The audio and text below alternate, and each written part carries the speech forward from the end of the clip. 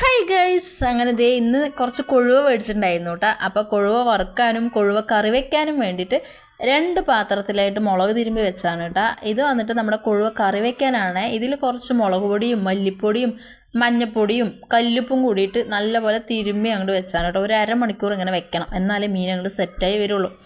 ഇതിൽ വന്നിട്ട് കുറച്ച് മഞ്ഞപ്പൊടിയും ഇച്ചിരി മുളക് പൊടിയും കൂടുതൽ കുരുമുളക് പൊടിയും ഇത്തിരി ഉപ്പുപൊടിയും പിന്നെ ഒരു ഭംഗിക്ക് വേണ്ടിയിട്ടാണ് കേട്ടോ ഒരു 4 കറിവേപ്പിൻ്റെ ഇല അങ്ങനെ തൂളിയിട്ടിരിക്കുന്നത്. അതൊക്കെ കൂടി അങ്ങനെ തിരുമ്പി അതവിടെ വെച്ചിട്ടുണ്ട്.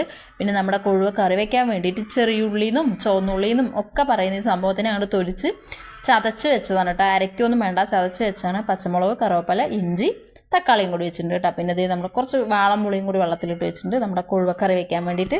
അതിനത് ഒരു ചീനച്ചട്ടി എടുത്ത് അടുപ്പത്ത് വെച്ചു. അതിൽ കുറച്ച് വെളിച്ചെണ്ണ ഒഴിച്ചു. വേണമെങ്കിൽ മാത്രം കടുക് ഇട്ടാൽ മതിയിട്ട്. എനിക്ക് എന്തായാലും ഇന്ന് കടുക് വേണ്ടാന്ന് തോന്നിയത് കൊണ്ട് മാത്രമാണ് ഞാൻ ഉലുവിട്ടത്. ചില സമയത്ത് കടുക് ഇടാൻ തോന്നിക്കഴിഞ്ഞാൽ ഞാൻ കടുകും കൂടി ഇട്ടാൽ അങ്ങനെ നമ്മുടെ ചതച്ച് വെച്ച ചെറിയുള്ളി, തക്കാളി, പച്ചമുളക്, ഇഞ്ചി ചതച്ചത്, ഒരു 4 കറിവേപ്പില, അതെല്ലാം കൂടി അങ്ങോട്ട് തട്ടിക്കൊടുത്തു കേട്ടോ. പിന്നെ എനിക്ക് നമ്മളിത് പ്ലേറ്റിൽ നിന്ന് ഇട്ട് കൊടുക്കുമ്പോൾ എനിക്ക് ടീസ്പൂൺ എടുത്തിട്ട് ഇടാനൊന്നും പറ്റില്ല. എന്താ കാരണം എന്ന് വെച്ച് കഴിഞ്ഞാൽ എൻ്റെ മറ്റേ കയ്യിൽ മൊബൈലും കൂടി ഉണ്ട്. അങ്ങനെ ഒരേയും കൊണ്ട് വീഡിയോ എടുത്ത് ഒരേയും കൊണ്ട് കറി വയ്ക്കുകയാണ് കേട്ടോ. എൻ്റെ ഇന്നത്തെ ദിവസം ഞാനിത് കുറച്ച് വാളം പുളിയും കൂടെ വെള്ളത്തിലിട്ട് വെച്ചിട്ടുണ്ടായിരുന്നു. അതിനെയൊക്കെ പിഴിഞ്ഞെടുത്തിട്ട് ആ പുളിവെള്ളവും കൂടി ഞാൻ ഇതിലേക്ക് ഒഴിച്ചു കൊടുത്തു കേട്ടോ.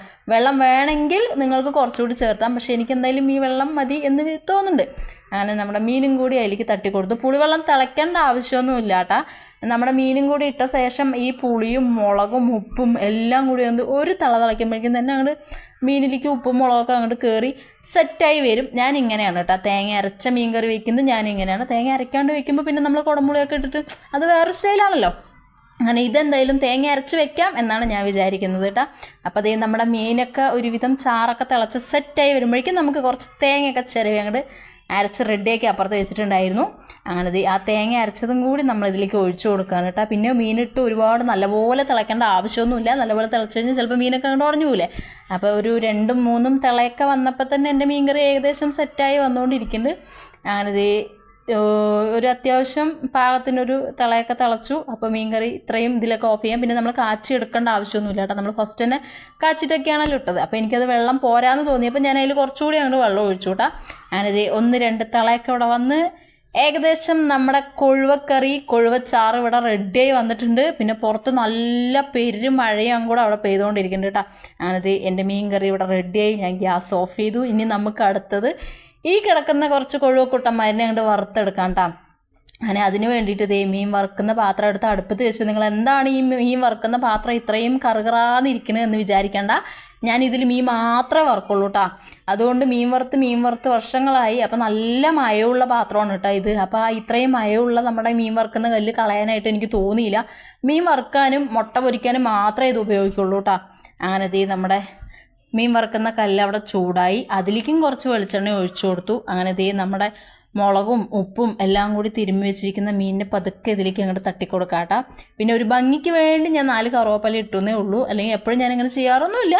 അപ്പോൾ എൻ്റെ കയ്യിൽ കറുവേപ്പില ഉണ്ടായിരുന്നു. ചില സമയത്ത് എനിക്കിത് കിട്ടുമോ പോലും ഇല്ല. അപ്പോൾ അങ്ങനെ ഒരു 4 കറുവേപ്പില ഞാൻ ഇട്ട് കൊടുത്താണ് കേട്ടോ. അങ്ങനെ നമ്മുടെ കൊഴുവിനെയൊക്കെ ഒരുവിധം അങ്ങോട്ടും ഇങ്ങോട്ടൊക്കെ അങ്ങോട്ട് ഒതുക്കി സെറ്റാക്കി വെച്ചിട്ടുണ്ട് കേട്ടോ. പിന്നെ ഏറ്റവും കൂടുതൽ മീൻ വറുക്കുമ്പോൾ മുളക് പൊടി ഞാൻ കുറച്ചും കുരുമുളക് പൊടി ഞാൻ നല്ലപോലെ കുരുമുളക് പൊടിയും കൂടി ഇടും കേട്ടോ. അതായത് ഇവിടെ എല്ലാവർക്കും മീൻ വറുത്ത് നല്ല മുരുമുരാന്നാവുമ്പോഴാണ് അത് കഴിക്കാനൊരു ടേസ്റ്റൊക്കെ ഉണ്ടാകുക. അപ്പോൾ എനിക്ക് നല്ലപോലെ മുരുമുരാന്നാവണം. അതുപോലെ തന്നെ കുരുമുളക് പൊടി മുന്നിട്ട് നിൽക്കും കൂടി വേണം കേട്ടോ. അങ്ങനെ നമ്മുടെ കുരുമുളക് പൊടിയിൽ ഇങ്ങനെ വെന്തുകൊണ്ടിരിക്കുന്ന നമ്മുടെ കൊഴുവക്കുട്ടന്മാർ ഏകദേശം റെഡി ആയിക്കൊണ്ടിരിക്കുന്നുണ്ട് ഗൈസ്. ഇനി നമ്മൾ ഒന്നുകൂടി മുരിഞ്ഞ് ഒരു ബ്രൗൺ കളർ ആവുമ്പോൾ അങ്ങോട്ടും ഇങ്ങോട്ടൊക്കെ അങ്ങോട്ട് ചിക്കി കൂട്ടി മറിച്ചിട്ടാൽ മതി കേട്ടോ. അപ്പം നല്ല മുരുമുരാന്നാവും. അതേപോലെ ഏകദേശം ഇവിടെ സെറ്റായി വന്നിട്ടുണ്ട്. ചില മീനിൻ്റെ മുള്ളൊക്കെ പുറത്ത് കാണുണ്ടാവും. അതെനിക്ക് മറിച്ചിടുമ്പോൾ അത് കറക്റ്റായിട്ട് കിട്ടാത്തത് കൊണ്ടാണ്. പക്ഷെ എന്നാലും നിങ്ങൾക്ക് കാണുമ്പോൾ അറിയാമല്ലോ നല്ല പോലെ മുരിഞ്ഞിട്ടുണ്ട് എന്നുള്ളത്. അങ്ങനെ നമ്മുടെ കൊഴുവ ഇവിടെ നല്ല അടിപൊളിയായിട്ട് മുരുമുരാന്നായിട്ടുണ്ട്. അപ്പോൾ എന്തായാലും ഇന്നത്തെ വീഡിയോ ഇത്രയേ ഉള്ളൂ. ബൈ.